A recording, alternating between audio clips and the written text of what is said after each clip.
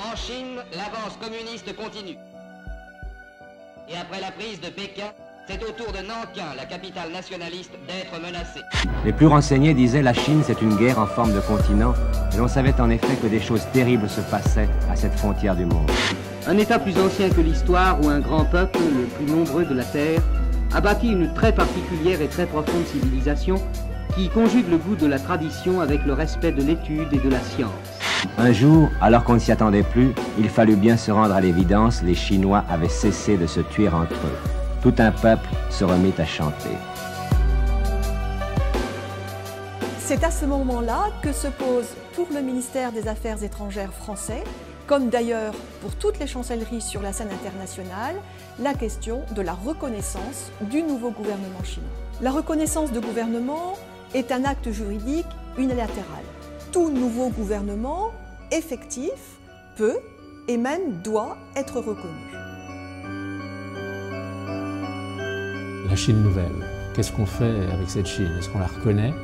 Il était incontestable qu'il y avait un gouvernement à Pékin, un petit résidu de la République de Chine installé à Formose, qui est devenu Taïwan.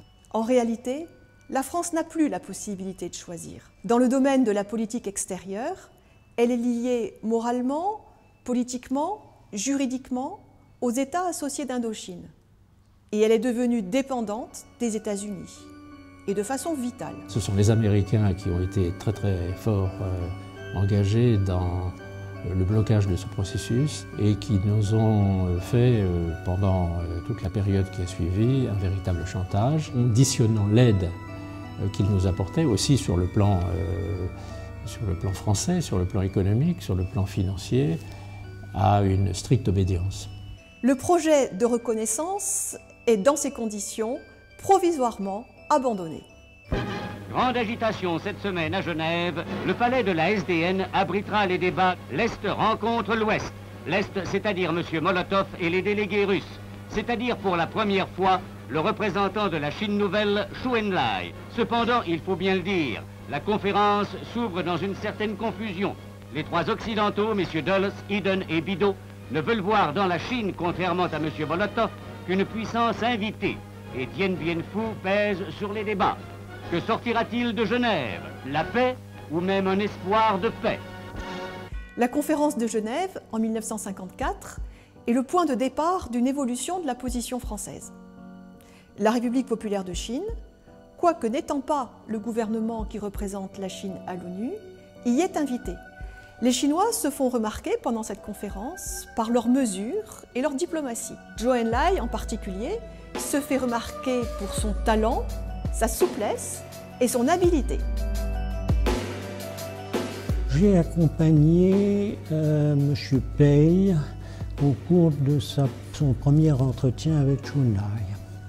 J'ai donc découvert un homme qui était séduisant, qui avait le vêtement de la coupe traditionnelle, mais dans un tissu gris assez élégant. À Genève, la dernière semaine de la conférence, limitée irrémédiablement au 20 juillet par M. Mendès France, aura été une semaine d'intense activité. Et une rencontre avec M. Zhou Enlai montrait des visages souriants qui ajoutaient au climat d'espoir. Ces entretiens multipliés ont permis de réduire les principaux points de désaccord. La paix est-elle pour demain? Je pense que à ce moment-là, le général avait considéré que ce qui se passait en Indochine était une erreur prodigieuse, qu'à partir des accords de Genève, il fallait laisser les trois États indochinois décider de leur destin. Donc il était content, je crois, que la France ait, elle, les mains libres en Asie, au même moment où il a décidé que la France se retirerait de l'OTAS, en même temps qu'elle s'est retirée de l'OTAN. Fin octobre 1955, 4 sénateurs se rendent en Chine. À leur retour, Edmond Michelet en particulier soulignera qu'il n'y a pas lieu d'avoir peur de la Chine rouge. Plusieurs événements vont permettre l'aboutissement de cette volonté de reconnaissance. La rupture sino-soviétique en 1960 et la fin de la guerre d'Algérie notamment. Il y a 16 ans déjà, Mao Tse-tung disait que l'impérialisme n'était qu'un tigre en papier. Un tigre en papier, répliqua depuis M. Khrouchtchev, peut-être, mais les Chinois oublient que ce tigre a des dents atomiques. La querelle idéologique entre Moscou et Pékin a éclaté en pleine lumière.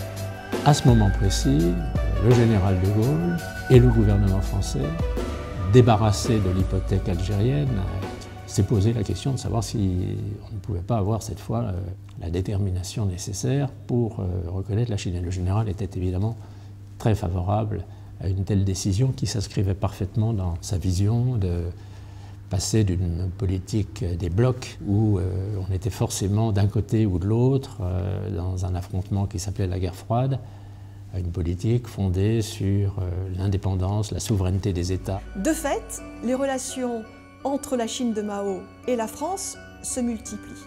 Plusieurs missions françaises se rendent en Chine et la France, à son tour, reçoit plusieurs missions chinoises. Et puis Edgar Faure, lors d'un voyage en 1963, échange avec le gouvernement chinois sur les modalités de la reconnaissance. Il y avait évidemment une question majeure à ce moment-là, qui était de savoir si on reconnaissait la Chine de Pékin comme l'unique représentante du peuple chinois, ou si, tenant compte du fait qu'il y avait la petite île de Formose sur laquelle un résidu de la République de Chine et son président Chiang Kai-shek étaient installés, le général de Gaulle a chargé le général Peshkov, qui connaissait très bien et qui avait des rapports personnels très amicaux avec Chiang Kai-shek, d'aller voir Chiang Kai-shek et de lui poser la question en lui disant voilà, on veut reconnaître et on doit reconnaître, mais en plus, nous souhaitons faire les choses d'une façon qui ne soit absolument pas un désaveu de ce que vous êtes. Chiang Kai-shek avait très clairement dit qu'il n'accepterait pas qu'il y ait deux ambassades de France dans les deux Chines. Et au même moment, Mao Tse-tung, recevant une délégation de parlementaires, leur avait dit si vous voulez des relations d'ambassadeur à ambassadeur, il faut que ce soit nous et seulement nous. Donc, des deux côtés, on refusait les deux Chines. Donc, en choisissant une Chine, en établissant des rapports diplomatiques avec l'une, forcément, l'autre allait nous fermer la porte. L'annonce officielle de relations diplomatiques, le 27 janvier 1964, prend la forme d'un communiqué conjoint entre Pékin et Paris. C'est par ce communiqué de 5 lignes, donc, publié en même temps à midi à Paris, dans la capitale de la Chine continentale, qu'on a annoncé que la France et la Chine populaire ont décidé d'établir des relations diplomatiques. La reconnaissance est implicite et rien n'est dit quant à Taïwan. Le 31 janvier 1964, j'étais dans la bibliothèque de l'École nationale des langues orientales. Le bibliothécaire, Roger Pellissier, avait offert à ceux que la Chine intéressait de venir écouter sur un petit écran de télévision en noir et blanc la conférence de presse. Le poids de l'évidence et de la raison pesant chaque jour davantage, la République française a décidé de placer ses rapports avec la République populaire de Chine sur un plan normal, autrement dit diplomatique. Et c'était tout à fait clair, ça a été clair immédiatement que la décision du général était destinée à faire un bruit fracassant dans la diplomatie internationale. Précisément qu'il a exposé en même temps une philosophie, c'est-à-dire qu'il ne reconnaissait pas la République populaire de Chine, le régime maoïste, en disant que nous n'avions pas davantage reconnu et encore moins soutenu le communisme de Staline. Nous avions eu des rapports avec le système étatique qui était à ce moment-là celui de la Russie. Lorsqu'il a annoncé la reconnaissance, il a immédiatement tenu à dire qu'il rendait hommage au maréchal Chiang Kai-shek. Grâce à cette démarche, et en particulier la démarche du général Peshkov, mais surtout au langage qui a été tenu par les différents émissaires, c'est Chiang Kai-shek qui avait le choix. Et c'est Chiang Kai-shek qui finalement a rompu. Je pense qu'il y avait pas mal d'élégance dans la démarche du général de laisser au fond Chiang Kai-shek décider. Pourquoi le numéro 35 du boulevard du Château à Neuilly excite-t-il aujourd'hui la curiosité des journalistes? Parce que cette somptueuse demeure de 3 étages, comprenant une douzaine de chambres et 3 salons de réception entourés d'un parc ravissant, sera la demeure personnelle de l'ambassadeur de la Chine populaire en France. Monsieur Chaillet, au dernier Conseil des ministres, mercredi, on vous a nommé chargé d'affaires de France à Pékin. Vous partez seul demain? Je pars seul demain. Oui, mais je serai suivi par 3 collaborateurs ou 4 collaborateurs que je retrouve à Hong Kong. La direction du personnel s'est employée à former ce qui serait la première équipe. Entendant cela, j'ai dit que je serais prêt à partir si l'on considérait que c'était opportun. C'est comme ça que ça s'est noué. Pour moi, personnellement, c'était compliqué. Quand on entre à l'ENA, on était expédié le lendemain même au service militaire. 4 ou 5 jours après mon intégration, un gendarme à moto est venu me chercher en me disant « Vous êtes convoqué au cabinet du ministre des Affaires étrangères ». Et là, j'ai rencontré un conseiller technique du ministre de l'époque, Maurice Couve de Murville, qui m'a dit « Vous partez pour la Chine après-demain ». On passait la frontière à pied. C'était un pont en bois. Ensuite, j'ai pris le train pour aller à Pékin. Et ça a été mon premier contact, ma première découverte de ce que pouvait être la Chine par la vitre du wagon de chemin de fer. Et naturellement, l'évolution du paysage du sud vers le nord. Alors en arrivant à Pékin, la première impression que l'on avait, c'était le nombre de bicyclettes. C'était une certaine uniformité puisque le vêtement était bleu, la coupe des vestes était assez homogène, donnait l'impression d'un pays, une certaine pauvreté régnait encore. Le sentiment qui m'a frappé en arrivant là-bas, c'est que j'étais sur une planète totalement différente. Je ne dirais pas pauvreté, mais rareté des biens. C'est un régime qui avait les moyens de la puissance, qui avait imprimé d'ailleurs son autorité dans le paysage de Pékin. Pékin était encore une ville ancienne, traditionnelle, impériale, mais au centre de laquelle on avait construit la place Tiananmen, en rasant tout un quartier. On avait construit le palais du peuple. Et en même temps, dès qu'on s'échappait de ce centre, on avait la Chine de toujours. Des défilés de chameaux qui arrivaient de Mongolie intérieure, des chanteurs, des battleurs, des acrobates. L'ambassade était quand même très à l'écart. Le seul bâtiment dont nous disposions était un petit immeuble. Mon bureau était ce qui était destiné probablement à être une chambre à coucher avec une salle de bain et une entrée. Il y avait d'abord les traducteurs de l'ambassade. Des personnages pittoresques parce qu'ils venaient en robe de mandarin, matelassés, avec des pantoufles aux pieds comme on les avait dans l'ancien temps. Dès qu'on ne portait plus son drapeau sur la tête, on était un étranger mais sans nationalité très précise. À l'évidence, un étranger, c'était un soviétique. Donc il fallait commencer, quand on parlait avec eux, par dire qu'on n'était pas soviétique, qu'il y avait un pays qui s'appelait la France, etc. Et donc commencer à faire notre travail, qui était de faire rayonner notre pays. Il y avait une population de lettrés qui avait étudié la littérature française. Mais même un certain nombre de gens qu'on rencontrait tout à fait au hasard des rues, quand on leur parlait de la France, avaient un certain nombre de références. Les Trois Mousquetaires, Dumas, Madame Bovary, Fanfan la Tulipe.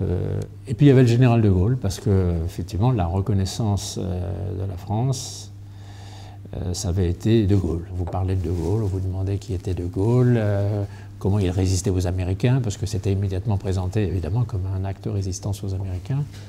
Ça a été sûrement l'une des périodes les plus intéressantes de ma carrière diplomatique. Pour moi, la découverte de la civilisation chinoise était un choc. C'était également la découverte de l'Asie, mais c'était la découverte d'un peuple que j'ai beaucoup admiré. La masse propre à la Chine,